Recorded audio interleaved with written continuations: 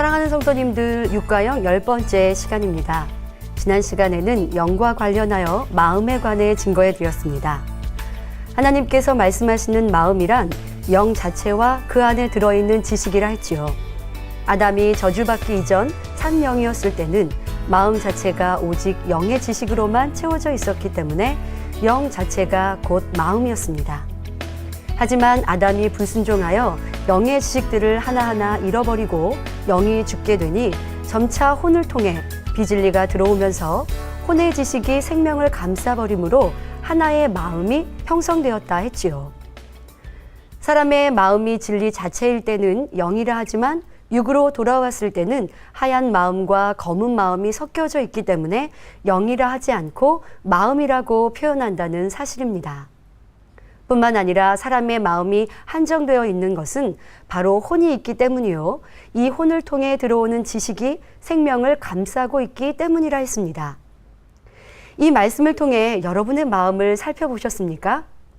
내 마음이 어떻게 만들어졌는지, 내 마음은 얼마나 하나님의 빛이시요 진리 자체이신 마음을 닮았는지, 나의 마음의 크기는 어떠한지, 혹여 그 크기가 너무 작아 겨우 내 가족만 사랑하는 작은 마음은 아닌지, 가족과도 내 생각과 유익에 맞지 않으면 다투고 짜증내고 있다면 그도 품지 못하는 나 자신만 사랑하는 마음은 아닌지 점검해 보셨는지요?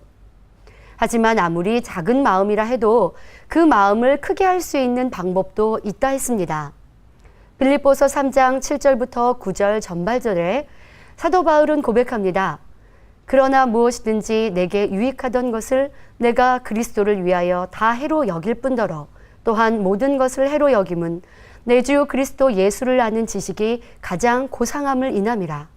내가 그를 위하여 모든 것을 잃어버리고 배설물로 여김은 그리스도를 얻고 그 안에서 발견되려 함이니 라고 고백하셨지요. 사도 바울은 주님을 만나기 전 자신의 강한 의로 변론하며 주장하는 사람이었습니다. 그러나 변화되어 주님을 닮고 아버지 하나님의 말씀으로 그 마음을 채우니 자신을 핍박하고 죽이려 하는 사람을 위해서도 기도할 수 있는 큰 마음의 소유자가 되었던 것입니다. 오늘 말씀을 통해서도 여러분의 마음을 빌립보서 2장 5절의 말씀처럼 그리스도 예수의 마음으로 품으시어 아버지 하나님 닮은 마음을 이루는 능력의 시간이 되시길 바랍니다. 오늘은 지난 시간에 이어서 마음의 구성 요소에 대해 살펴보면서 아울러 생명의 시와 죽은 영에 관하여 자세히 증거하도록 하겠습니다. 영과 관련하여 설명하고 있는 이 모든 말씀들이 모아져 하나로 집약될 때 비로소 영이신 하나님의 마음을 바로 이해할 수 있고 구원의 섭리를 더 깊이 깨달을 수 있는 것입니다. 온 우주를 품고 계신 아버지 하나님의 크고 방대하신 그 영을 어찌 한두 시간으로 설명할 수 있고 사람의 유한한 생각으로 이해할 수 있겠습니까? 세세히 풀어드리는 이 말씀을 통해 영이시요 빛이시며 사랑 자체이신 아버지 하나님의 마음을 피부적으로 가깝게 느끼시고 친히 만나심으로 여러분 안에 하나님을 아는 아름다운 지식이 가득 채워지시기를 주님의 이름으로 기원합니다. 오늘 본문 말씀 로마서 7장 21절부터 23절에 그러므로 내가 한 법을 깨달았노니 곧 선을 행하기 원하는 나에게 악이 함께 있는 것이로다. 내 속사람으로는 하나님의 법을 즐거워하되 내 지체 속에서 한 다른 법이 내 마음의 법과 싸워 내 지체 속에 있는 죄의 법 아래로 나를 사로잡아 오는 것을 보는도다 했습니다. 여기서 21절에 한 법을 깨달았다고 하는 것은 사람의 마음 안에 하나님의 말씀대로 선을 행하기 원하는 진리의 속성이 있는가 하면 하나님을 거스려 죄와 불의와 불법을 행하기 원하는 비진리의 속성도 있음을 발견했다는 말씀입니다. 그래서 사람의 마음을 크게 두 가지로 나누어 보면 진리의 마음과 비진리의 마음으로 분류되는 것을 볼 수 있습니다. 그런데 22절부터 23절에는 앞서 21절에서 말씀하신 내용을 좀 더 세부적으로 구분하여 부연 설명하면서 사람의 마음을 세 가지로 분류하고 있습니다. 물론 사람의 마음을 일일이 구분하고자 한다면 더 여러 마음으로 나눌 수 있지만 기본적인 틀 안에서 구분해 본다면 크게 나누어 세 가지가 된다는 사실입니다. 그러면 이제 본문 말씀에 의지하여 사람의 마음이 어떻게 구성되어 있는지에 관해 구체적으로 살펴보겠습니다. 본문 말씀 로마서 7장 22절부터 23절에 내 속사람으로는 하나님의 법을 즐거워하되 내 지체 속에서 한 다른 법이 내 마음의 법과 싸워 내 지체 속에 있는 죄의 법 아래로 나를 사로잡아 오는 것을 보는도다 했습니다. 여기서 사람의 마음을 세 가지로 분류해 보면 첫째로 본문 22절 전반절에 내 속사람으로는 하나님의 법을 즐거워하되 한 대로 속사람, 곧 하나님의 법을 즐거워하는 명백한 진리의 마음, 곧 생명의 지식들이 담겨 있는 하얀 마음이 있습니다. 이것은 하나님으로부터 가르침받은 진리의 마음, 선 자체의 참된 마음을 말합니다. 이 속사람 안에는 생명의 씨가 있는데 이 생명의 씨에 관해서는 잠시 후에 자세히 설명해 드리도록 하겠습니다. 두 번째 마음으로는 본성이 있습니다.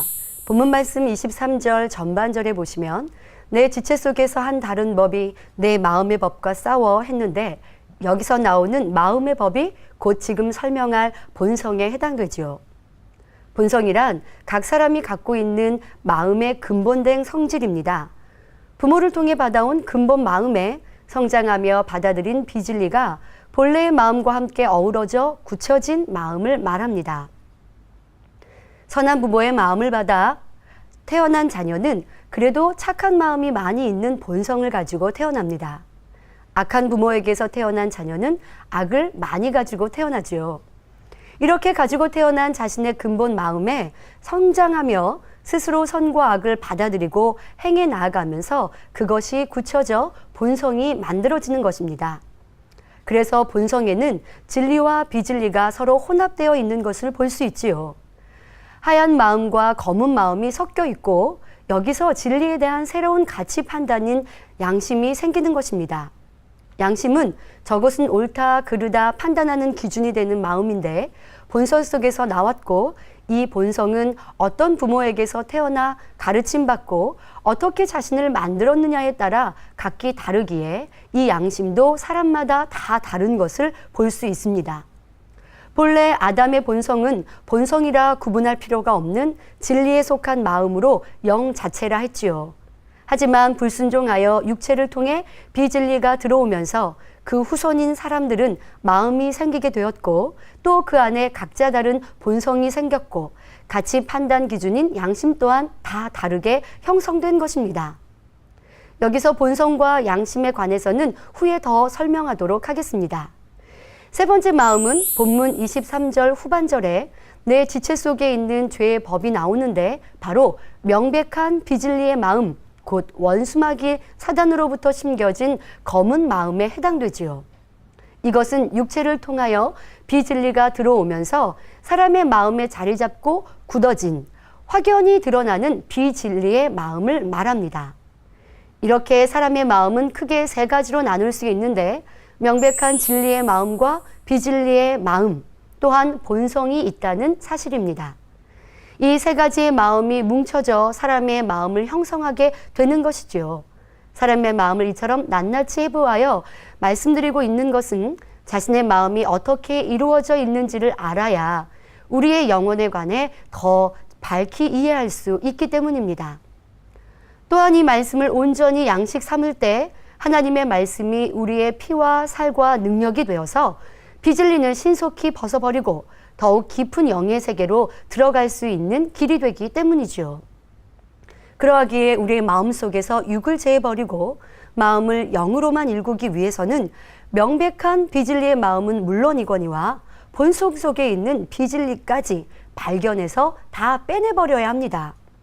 그제야 비로소 마음 전체를 영으로 일군 온전한 영의 사람이라고 할 수 있는 것입니다. 물론 명백한 비진리의 마음은 쉽게 구분이 되므로 신속히 빼내어 버릴 수 있습니다.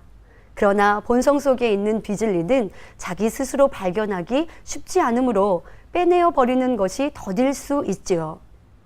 앞서 설명해 드린 바와 같이 본성은 태어날 때부터 가지고 있던 마음에 성장하며 세상 속에 보고 듣고 느끼며 행함으로 자기 스스로 만든 마음입니다. 그러니 그 마음 중엔 빚을 낼 것도 많고 진리가 아닌 것을 옳은 것처럼 받아들이는 것도 있기에 그것을 스스로 분별하기 어려운 것이지요. 또한 스스로 만들어 놓은 양심 안엔 이사야 55장 8절에 여호와의 말씀에 내 생각은 너희 생각과 다르며 하신 말씀처럼 내가 보기에는 진리인 것 같으나 하나님 보시기에는 진리가 아닌 것도 많이 있습니다. 그래서 하나님께서는 연단을 통하여 여러 가지 방법으로 본성 속에 있는 비진리를 버릴 수 있도록 역사해 나가시는 것을 볼 수 있습니다. 때로는 하나님께서 사랑하시는 자녀들에게 시험과 연단을 허락하시는 것도 바로 본성 속에 있는 비진리를 드러나게 하심으로 자기를 발견케 하기 위함이시지요. 예를 들어 순전하고 정직하여 악에서 떠난 욥이라 할지라도 하나님께서 연단을 허락하시니 어떻게 되었습니까? 하나님의 진리의 빛으로 비추어 보니 본성 속에 비진리와 악이 숨겨져 있었음을 발견할 수 있었지요. 이 연단이 없었다면 욥은 착하고 선한 사람이라 할 수 있으나 그 본성까지 성결된 온전한 영의 사람이라고는 할 수 없을 것입니다. 그러니 욥에게 이 연단은 축복인 것이지요. 연단을 통하여 정금같이 나올 수 있었고 진정한 성결로 들어갈 수 있었으며 연단받기 이전보다 더한 사랑과 축복을 받을 수 있었습니다. 다윗 역시 마찬가지입니다. 그는 어려서부터 믿음이 출중한 사람이요 그 중심을 볼 때 하나님의 마음에 합한 사람이었습니다. 하지만 온전한 선과 사랑을 이루어 큰 그릇으로 만들어지기 위해 사울에게 쫓김을 당하면서 무수한 연단을 받았습니다. 다윗은 사울 왕에게 전심으로 충성하였으나 돌아온 것은 시기와 질투, 더 나아가 다윗을 죽이려 하였지요. 그 가운데 다윗은 하나님을 온전히 의지하는 믿음을 더욱 키워갔고 선과 사랑으로 그 마음을 이루어가는 것을 볼 수 있습니다. 또한 밧세바를 취하고 우리아를 죽이는 사건을 통해 본성 속에 있는 죄성까지도 발견하였고 그로 인해 엄청난 시련과 연단을 받게 됩니다. 그러나 다윗은 이 연단을 감사로 승리하여 결국 악의 모양이 조금 더 없는 참으로 훌륭한 왕이 되었던 것을 볼 수가 있습니다. 사랑하는 성도님들, 여러분은 연단을 감사함으로 받아 자신을 성결케 하고 계십니까? 아니면 짐짓 죄를 짓고 육체의 행함으로 받지 않아도 될 연단을 자초하고 있지는 않은지요? 때론 연단을 두려워하여 피하려 하거나 연단 중에 불평과 원망으로 연단의 시간을 연장하며 변화되지 않고 멈춰있는 힘든 신앙생활을 하고 있지는 않습니까?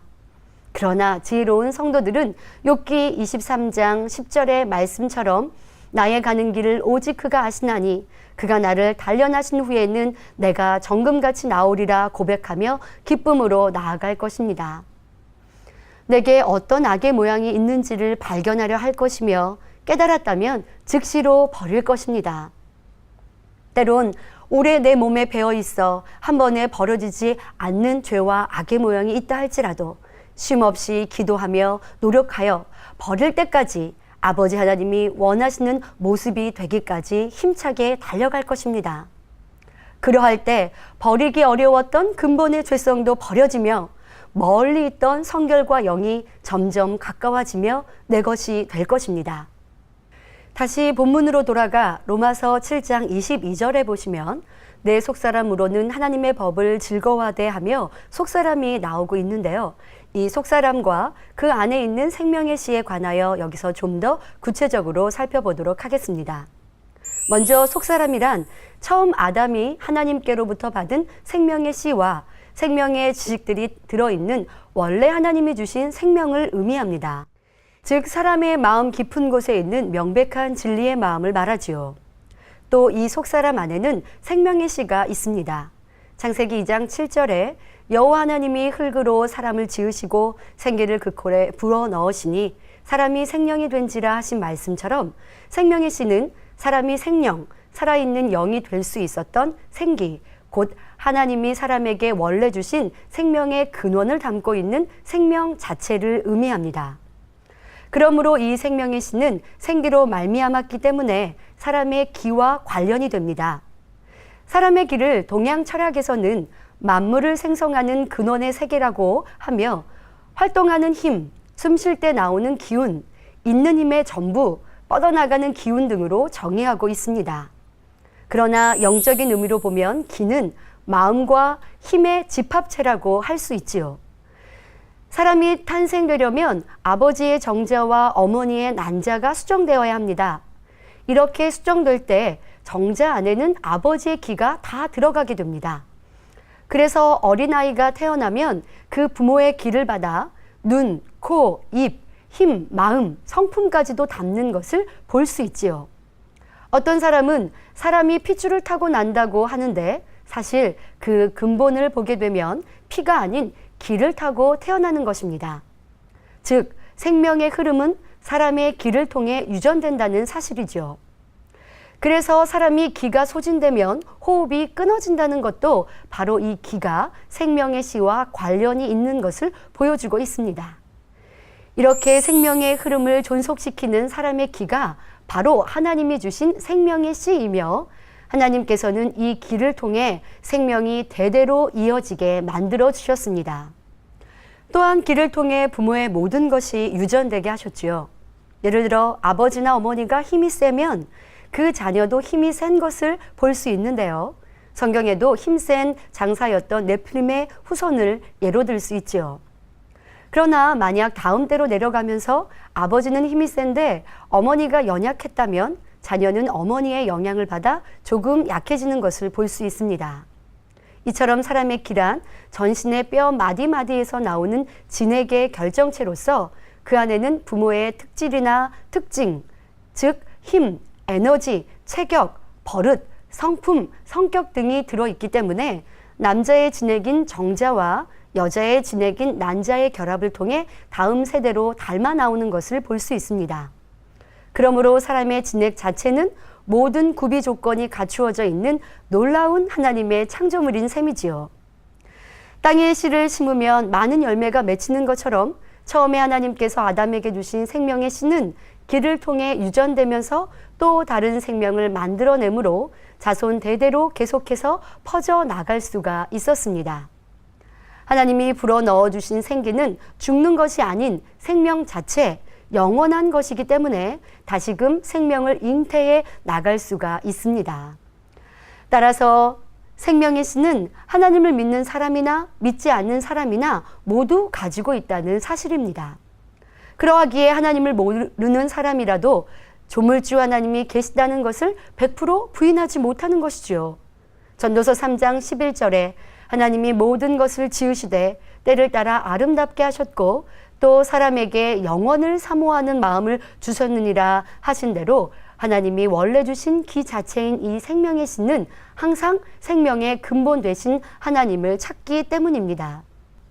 이 세상에 나는 아무도 두렵지 않다며 자신만만한 사람이라 할지라도 당장 죽음이 임박하면 심한 두려움이나 공포를 느끼는 이유도 자신은 알지 못하지만 마음 깊은 곳에 자리 잡고 있는 속사람, 곧 생명의 씨가 내세의 영벌을 인식하기 때문입니다. 이렇게 믿지 않는 사람에게도 생명의 씨는 존재하지만 그러나 그의 영은 죽은 영에 불과하다는 사실을 깨달아야 합니다. 하나님을 믿지 않는 사람도 생명의 씨는 남아있으므로 영 자체는 없어지지 않았는데 왜 영이 죽었다고 하는 것일까요? 처음 아담이 창조될 때 아담은 흙으로 지음받았고 그 상태로는 호흡하거나 움직일 수 없는 형상에 불과하였습니다. 그러나 하나님께서 그 근본의 능력이며 살아있는 생명인 생기를 후 하고 불어넣어 주시니 호흡하며 움직이는 살아있는 사람이 되었습니다. 그리고 하나님께서 함께 하시며 생명의 지식, 영의 지식을 가르쳐 주셨기에 아담에게는 명백한 진리의 마음만 있었고 그 영 자체가 본성인 영의 사람이었습니다. 그러나 아담이 선악과를 따먹음으로 하나님이 외면하시니 사단은 생각을 통해 역사하여 생명의 지식들을 하나하나 잃어버리게 하였지요. 예를 들어 사랑하라, 기뻐하라, 감사하라 등은 생명의 지식인데 원수마귀 사단은 생각을 통해 미워하라, 탄식하라, 원망하라고 심어줍니다. 그런데 이것들을 순종하여 행하게 되면 생명의 지식들은 점차 사라지게 되고 비진리만 가득 찬 검은 마음으로 바뀌게 되었습니다. 그러니 결국 생명의 지식이 사라지고 영 또한 점점 없어지니 하나님이 원래 주셨던 기 자체인 생명의 씨로만 남게 되었지요. 그런데 생명의 씨가 있다고 해도 생명의 지식들이 없으면 하나님의 말씀대로 행할 수 없고 그 뜻대로 살지 않으니 하나님을 만날 수도 없으며 알 수도 없는 것입니다. 바로 생명의 지식이 없고 그 씨만 남아있는 이런 상태의 사람을 하나님의 자녀라고 할 수 없는 것이죠. 예를 들어 탐스러운 열매를 맺는 과일나무에 씨가 있습니다. 그런데 이 씨가 그저 씨로만 존재한다면 어떠한 생명활동도 할 수 없지요. 그 씨를 좋은 땅에 심고 잘 가꾸어야 뿌리를 내리고 그제야 살아있는 식물이 되어 자라면서 꽃도 피고 열매도 맺을 수 있는 것입니다. 하지만 아무리 좋은 씨라 해도 그냥 가지고만 있다면 아무 소용이 없지요. 생명의 씨도 생명의 지식들에 의해 심겨져 자라나 영의 열매를 맺는 것인데 진리가 그 안에 없으니 씨로만 존재할 뿐이니 생명의 지식이 없는 영을 죽은 영이라고 한다는 사실입니다. 생명의 지식들이 있어야 생명을 작용시킴으로 영을 움직일 수가 있는데 아무리 영 자체가 그 껍질은 있다 해도 그 안에 생명의 지식이 없으면 영이 활동할 수가 없기 때문에 죽은 영이라고 하는 것입니다. 예를 들어 환하게 빛을 발하는 전구에 흐르던 전류가 끊어지면 이 전구는 더 이상 빛을 발할 수 없습니다. 전구가 있어도 여기에 빛을 발할 수 있도록 작용하는 전류가 없다면 이 전구는 아무 소용이 없는 것을 볼 수가 있습니다. 제 기능을 발휘하지 못하니 죽어버린 상태와 마찬가지이지요. 또 우리의 마음만 보아도 그 마음을 나타내 줄 만한 행함이 없다면 그 마음이 어떤지 알 수 없지요. 행함을 통해 그 마음을 표현해 줄 때에 비로소 알 수 있고 그 행함은 마음에 담겨 있는 것이 나오는 것입니다. 믿음 또한 마찬가지입니다. 야고보서 2장 17절에 이와 같이 행함이 없는 믿음은 그 자체가 죽은 것이라 하신 말씀처럼 믿음이 있을지라도 그 믿음에 빛을 발해줄 수 있는 행함이 동반되지 않으면 그 믿음도 온전치 못한 것과 동일한 원리이지요.